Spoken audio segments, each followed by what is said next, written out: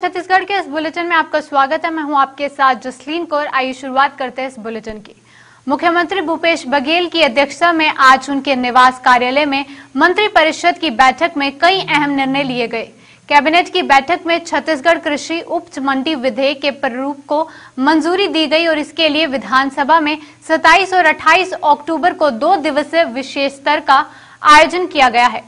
Cabinet बैठक के साथ ही संसदीय कार्य मंत्री रविंद्र चौबे ने मीडिया को जानकारी दी कि आज की बैठक में मंत्रिमंडल द्वारा छत्तीसगढ़ के किसानों के लिए अपना कृषि उपज मंडी विधेयक 2020 के रूप में कानून बनाने जा रहा है, उसे आज अनुमोदित कर लिया गया है। अपने कानूनों में संशोधन करके प्रावधान करेंगे और कानून का नया रूप देंगे। कृषि उपज मंडी संशोधन विधेयक 2020 आज विधेयक के रूप में मंत्रिमंडल से अनुमोदित किया गया और उसके लिए विधानसभा सत्र जो आहूत किया गया है उसमें वो कल रखा जाएगा, उसको पारित कराया जाएगा। इस विधेयक के माध्यम से मंडी के कार्य क्षेत्र का विस्तार, आवश्यक वस्तु अधिनियम में जिस प्रकार से लिमिट हटाया गया है तो उसको नियंत्रित करने के लिए लेखा रखने का अधिकार और मंडी के कार्य क्षेत्र के विस्तारित करने के बाद किसानों के संरक्षण का अधिकार जैसे उपबंध उसमें किए गए हैं। दूसरा महत्वपूर्ण निर्णय आज जल जीवन मिशन के अंतर्गत जो हर घर नल से जल की योजना छत्तीसगढ़ के लिए केंद्र सरकार ने अनुमोदित की है, उसके जो वर्किंग जो प्रोसेस था उसको आज तक के हुए सारे प्रक्रियाओं को निरस्त करते हुए नए सिरे से उसको कार्य रूप करने का आज मंत्रिमंडल की उपसमिति में मंत्रिमंडल ने निर्णय लिया है। तीसरा, भारत माता वाहिनी को नशा मुक्त छत्तीसगढ़ बनाने की दिशा में, चूंकि उसका नोडल डिपार्टमेंट एक्साइज डिपार्टमेंट ही था, पता नहीं पिछली सरकार ने एक्साइज डिपार्टमेंट के अंतर्गत उसको क्यों रखा था। आज ये निर्णय लिया गया है कि उसको वापस महिला बाल विकास विभाग के अंतर्गत उसका नोडल डिपार्टमेंट किया जाएगा। और चौथा तथा अंतिम बात ये है, औद्योगिक नीतियों में लगातार परिवर्तन करके हम छत्तीसगढ़ में आने वाले उद्योगों के लिए, नए खुलने वाले उद्योगों के लिए और छत्तीसगढ़ के एग्जिस्टिंग जो इंडस्ट्री है उसको मदद करने के लिए नीति बनाने जा रहे हैं। उसमें फॉरेस्ट प्रोड्यूस पे भी आधारित उद्योगों को नई नीति के तहत किस प्रकार से रिलैक्सेशन दिया जा सकता है, इन 4 बिंदुओं पे आज महत्वपूर्ण निर्णय हुए हैं। ऐतिहासिक बस्तर दशहरा मनाने जगदलपुर पहुंची माता मावली और दंतेश्वरी का बस्तरवासियों ने रविवार शाम भव्य स्वागत किया। शारदीय नवरात्रे के 9वीं की शाम जोगी उठाई के बाद रात को मावली मरगांव पूजा विधान कुटरू भाड़ा के पास पूरी हुई। इस कार्यक्रम में राज परिवार के अलावा अन्य श्रद्धालु शामिल हुए और दंतेवाड़ा से पहुंची मावली माता की डोली का भव्य स्वागत किया गया। मां दंतेश्वरी का छत्र और मावली माता की डोली शनिवार शाम मावली गुड़ी पहुंची। यहां भक्तों ने मावली मां के दर्शन किए। उल्लेखनीय है कि सोमवार को माई दंतेश्वरी की छत्र नवनिर्मित 8 चक्के के विशाल विजय रथ में आरूढ़ होकर जगदलपुर की परिक्रमा करेगी। अरे उधर फेंक जूता, उधर इधर ये देख, इधर से आ जा।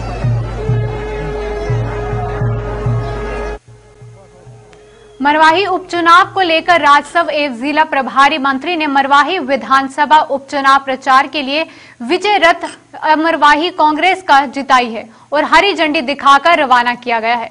विजय रथ में 31 मिनट और 30 सेकेंड का डॉक्यूमेंट्री में जिला के साथ पूरे प्रदेश की प्राकृतिक सुंदरता को जगह दी गई है। इसमें कांग्रेस सरकार की उपलब्धियों के अलावा गोरेला पेंड्रा मरवाही जिला के विकास कार्यों को गति देने के लिए सरकार द्वारा चलाई जा रही योजनाओं का भी विवरण के साथ समावेश किया गया है। कार्यक्रम के दौरान खनिज विकास निगम के अध्यक्ष गिरीश देवांगन, कांग्रेस प्रवक्ता आरपी सिंह, कोबरा नगर पालिका नगर के महापौर राजकिशोर प्रसाद, बिलासपुर जिला कांग्रेस अध्यक्ष विजय केशरवानी उपस्थित रहे।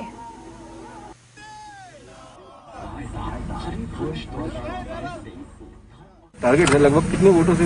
देखिए, वोटों की गिनती तो हम बता देंगे आपको, हमने पहले ही बताया है और आपको वोटिंग से पहले बताएंगे बिल्कुल कि हम कितनी वोट से जीतेंगे, लेकिन प्रचंड बहुमत से जीतेंगे, ये बिल्कुल तय है। मुख्यमंत्री निवास में भूपेश बघेल की अध्यक्षता में कैबिनेट की बैठक हुई, जिसमें भूपेश सरकार ने जल जीवन मिशन के सभी टेंडर को निरस्त कर दिया है। इसके साथ ही भारत सरकार के निर्देश अनुसार कार्रवाई करने के निर्देश भी दिए गए हैं। बता दें कि जल जीवन मिशन में भ्रष्टाचार और गड़बड़ी की लगातार शिकायतें मिल रही थी, जिसके बाद ही मुख्यमंत्री ने जांच के आदेश दिए। गौरतलब है कि इसके लिए चीफ सेक्रेटरी आरपी मंडल की अध्यक्षता में 3 सदस्यीय जांच कमेटी का गठन किया गया था। वहीं पूर्व मुख्यमंत्री डॉक्टर रमन सिंह ने राज्य सरकार पर आरोप लगाते हुए कहा कि जो 7,000 करोड़ केंद्र से मिले हैं उनका बंटवारा जो है चल रहा है, इसलिए टेंडर कैंसिल किए जा रहे हैं।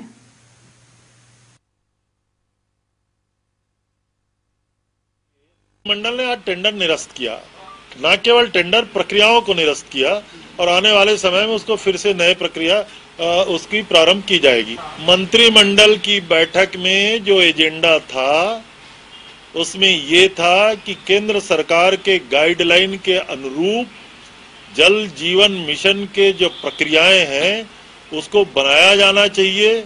उसमें जो डिसेंट्रलाइज करने का प्रावधान है उसको जो SOR वगैरह जो बनाया गया था उसको स्टेट लेवल में बनाया गया था। तो हम लोग चाहते हैं कि केंद्र के इस राशि का प्रदेश में सदुपयोग हो, इसलिए केंद्र के गाइडलाइन का अक्षरशः पालन किया जाए। उस अनुरूप करने के लिए पुरानी प्रक्रियाओं को निरस्त किया गया। शिकायतों के आधार पर एक कमेटी आप लोग ने पहले बना दी है। ये मंत्रिमंडल के बैठक में जो एजेंडा है वो निरस्त करके नए प्रक्रिया प्रारंभ करने का कमेटी बनी हुई अब ये सामने आया था पिछले दिनों, उस टेंडर को रद्द कर दिया गया है। क्या मानते हैं? अभी जांच कमेटी जो बनाई थी उसकी रिपोर्ट भी नहीं आई। केंद्र सरकार से 7 करोड़ मिले हैं, उसका बंदर बांट पूरी तरीके से शुरू हो गया है। कोई अपने हिस्से के लिए लड़ रहा है, कोई नहीं अपने हिस्से के लिए लड़ रहा है और पूरी तरीके से 7 करोड़ का कितना ज़्यादा से ज़्यादा गलत तरीके से इस्तेमाल हो जाए, इस विषय को लेकर झगड़ा है। कोई जांच के लिए कमेटी बना रहा है, कोई उसको टेंडर निरस्त कर रहा है। कुल मिला के न उसमें पारदर्शिता है। इस विषय को लेकर खैर इस विधानसभा में तो चर्चा नहीं होगी। हमारी गंभीर विषय है, लोगों के पानी पेयजल के विषय है, इसमें पारदर्शिता होनी चाहिए। ये सरकार 1,000 करोड़ का कर्ज भी लेने वाली है सर फिर से एक मरवाही विधानसभा उपचुनाव को लेकर कांग्रेस के मंत्री, विधायक और प्रत्याशी का इन दिनों नृत्य करते हुए वीडियो वायरल हो रहा है। आपको बता दें कि मरवाही के चनगेरी गांव में नवरात्रि के पावन अवसर पर माता की भक्ति में सराबोर हुए गुंडरदेही के विधायक कुंवर सिंह निषाद काली माता का खप्पर लेकर नाचते हुए नजर आए। वहीं कुछ दिन पहले भी मरवाही क्षेत्र के घगरा गांव में आबकारी मंत्री कवासी लखमा पारंपरिक नृत्य पर जमकर झूमते हुए नजर आए थे। वहीं उनके साथ मरवाही कांग्रेस प्रत्याशी डॉक्टर के ध्रुव ने उनका साथ दिया था। कांग्रेस पार्टी इन दिनों तरह तरह के हर संभव कोशिशें कर प्रचार के दौरान लोगों को लुभाने में लगी हुई है।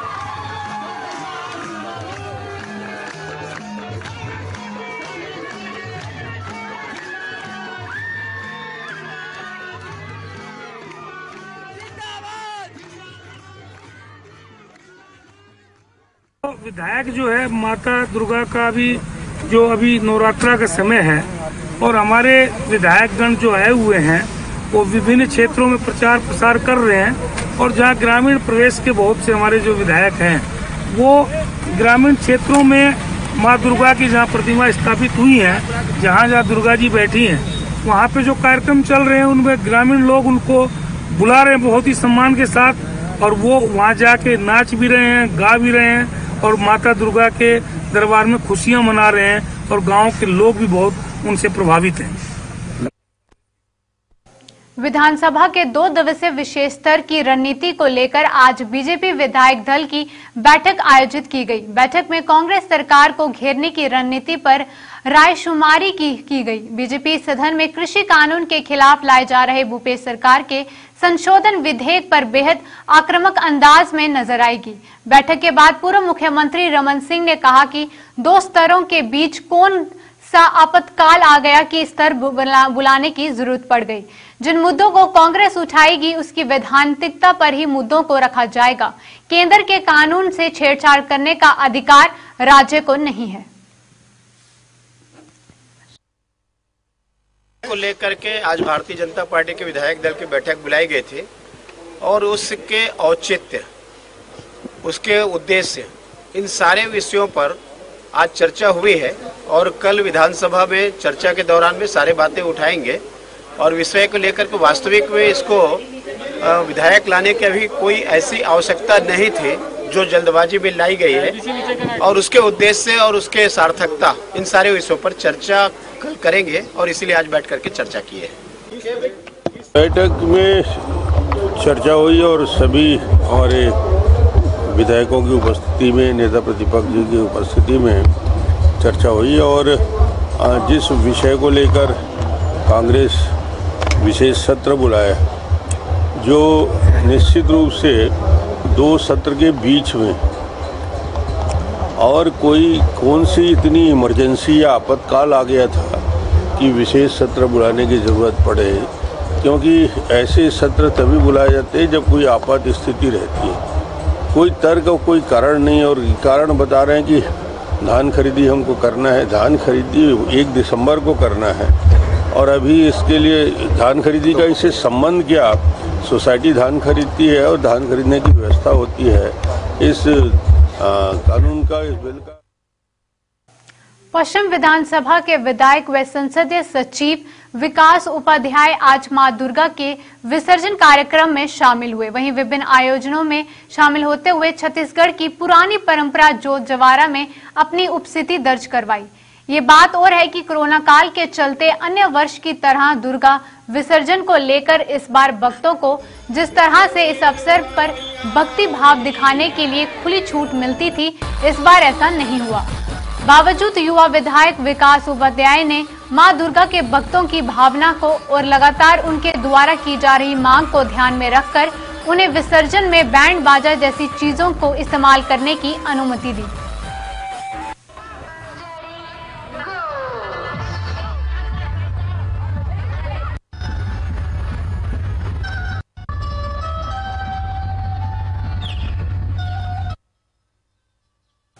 पूर्व मुख्यमंत्री डॉक्टर रमन सिंह ने मरवाही उपचुनाव को लेकर भूपेश सरकार को घेरते हुए कहा कि कांग्रेस को मरवाही में हार का भय उनके सिर पर बैठा हुआ है, इसलिए कांग्रेस किसी भी हद तक जा सकती है। इसलिए कांग्रेस ने मरवाही में 50 से अधिक मंत्री और विधायक चुनाव में लगा दिए हैं।